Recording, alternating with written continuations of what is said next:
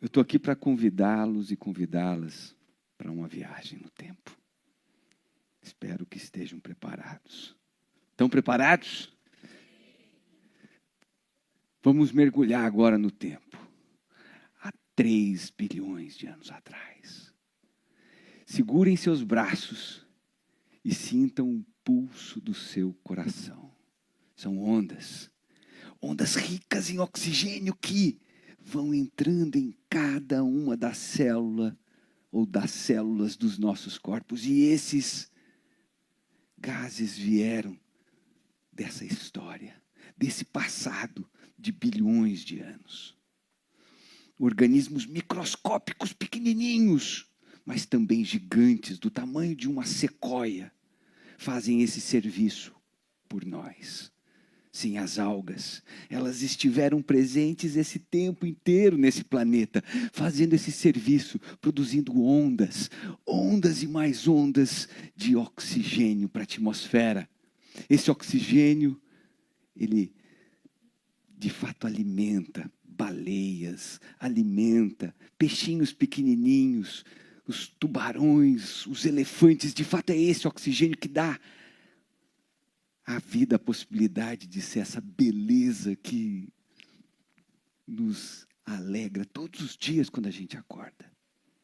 E é essa mesma vida que dialoga com esse planeta gigantesco, absorvendo dióxido de carbono. E ao longo de todo esse tempo, essas alguinhas pequenininhas ou gigantescas fizeram um serviço inestimável. Produziram estabilidade climática dentro da qual surge uma espécie bípede de um símio que hoje nós chamamos de seres humanos. Nós somos filhos desse planeta vivo. Nós somos filhos dessas algas que, de alguma forma, produziram a estabilidade que permitiu que a gente tivesse agricultura, que a gente criasse animais, que a gente pudesse prever. Daqui a alguns meses vai ficar mais quente. Ou, temos que nos preparar para o inverno que virá. Essa previsibilidade, essa estabilidade climática é sim resultado desses organismos microscópicos que inundaram os oceanos. E a partir deles surgem inúmeros outros tipos de organismos graças à evolução. E desses organismos surgem as nossas florestas terrestres.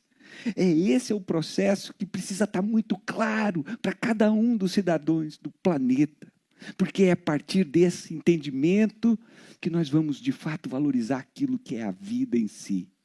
E entendendo que essa vida, todas essas interconexões produziram sim a nossa capacidade de sermos o mais simples possível, de sermos felizes.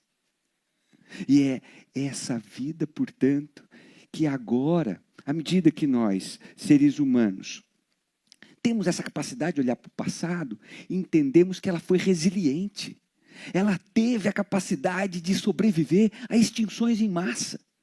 Esse planeta passou por pelo menos 5 extinções em massa. Momentos que, em grande medida, a temperatura subiu extraordinariamente, produzindo tragédias em todos os cantos, inclusive tragédias que fazem parte da realidade humana. Tragédias que nós colocamos em textos bíblicos, como as grandes inundações que foram necessárias para sobrevivermos a elas, uma arca de Noé. Isso que está no imaginário religioso, está presente naquilo que a ciência nos mostra. Os primeiros humanos que chegaram aqui fizeram grandes travessias, e essas grandes travessias, com o apoio da biodiversidade, especialmente do oceano, marinhas, algas estiveram, inclusive, na alimentação dos povos originários, dos nossos ancestrais, dos Yagãs, que chegaram lá no litoral do Chile, do Oceano Pacífico. E é esse saber lá de trás que nos faz ter total convicção da possibilidade real, absoluta, de enfrentarmos o momento crítico, dramático que a gente está vivendo. Mas para que nós tenhamos a capacidade de mobilização, a gente precisa mergulhar rapidamente no que é esse momento. A gente já falou demais sobre mudança climática. Talvez a gente não precise detalhar o que ela representa, mas a gente precisa saber, sim, das injustiças que ela traz e trará. Relatórios da Universidade de Exeter mostram com muita clareza e muito boa informação que o que está por vir, se nós aquecermos esse planeta a 1,5 graus, e nós estamos fazendo isso, nós estamos produzindo as condições objetivas para uma mortalidade de 800 milhões de pessoas. Isso é 10 vezes pior do que aconteceu durante o Holocausto. É por isso que eu chamo o cenário que nós estamos construindo de holocausto climático. E é muito importante a gente lembrar que se nós aquecermos 0,5 grau a mais, se nós aquecermos esse planeta a 2 graus Celsius, essa tragédia pode vitimar 4 bilhões de seres humanos. E essas vítimas não serão todas da mesma cor, não morarão nas mesmas casas. Essas vítimas são, na grande maioria, mulheres, pretas e pobres. A crise climática, ela é racista, ela é classista e ela é extremamente injusta.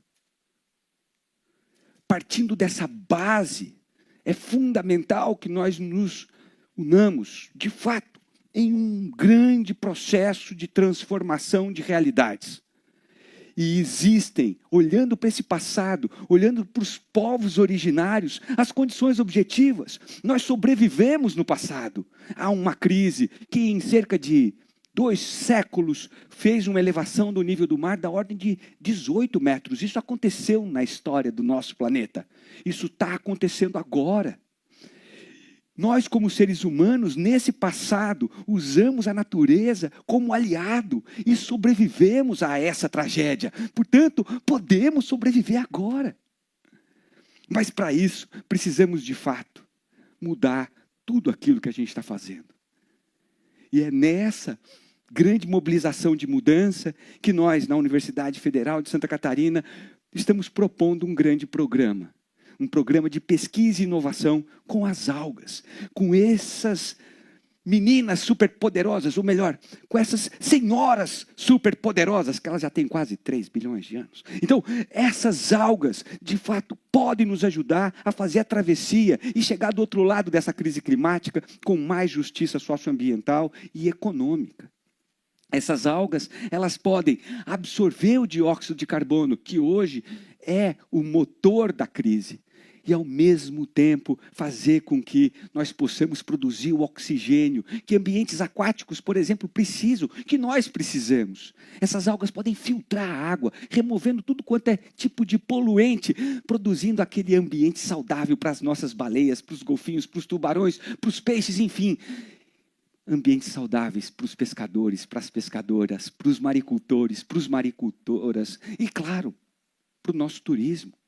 E esse é um processo que pode e deve ser, de fato, abraçado por todas as cidades, por todos os estados, por todos os países. E esse é um processo que está acontecendo. Criamos, para implementar esse programa, o Instituto de Ecologização de Mares, Campos e Cidades.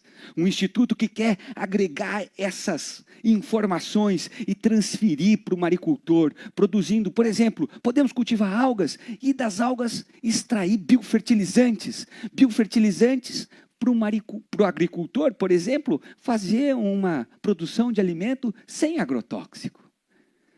Podemos produzir alimentos para a criação de vaquinhas que vão emitir menos metano, porque elas estão comendo algas e as algas produzem esse equilíbrio na fauna, na flora intestinal desses animais, e esse processo vai agregar muitas outras questões importantes para a saúde do animal e para a produção do leite, por exemplo, ou da carne. Mas o que é fato é que sim, essa é uma solução simples, que olha para o nosso passado. Por quê? Porque nós, seres humanos, já fazemos isso há centenas de anos. E agora, essa é uma informação que está chegando nas Nações Unidas. Nós estamos continuamente nas COPs levando a necessidade de nós termos um programa mundial, que é o Florestas Marinhas para Sempre, que entende o oceano como uma grande floresta. Cada gota d'água representa uma folha. E essa folha fazendo todos os serviços que as nossas florestas fazem. E esse é um processo que está na nossa mão. Agora a gente precisa de engajamento. E esse engajamento entendendo o programa de inovação com as algas como aquela fração mais querida de nós. Qual é a nossa fração mais querida? Bom, eu tenho um filho e 2 filhas. Eu amo aquelas crianças. Eu tenho certeza que nós temos esse sentimento para com os nossos. E é assim que nós chamamos as crianças, não é? Aqui no Sul, pelo menos, piás. Esses são os nossos programas. E sabe como os povos originários entendem o que é piá? Não são crianças apenas, e crianças são tudo. Mas para os nossos ancestrais, piás são pedaços dos nossos corações que andam. Então, com esse programa, a humanidade vai poder sobreviver a todas as tragédias, produzindo espaço justo e saudável que a gente precisa e merece, para nós, seres humanos, e para todas as formas de vida. Muito obrigado.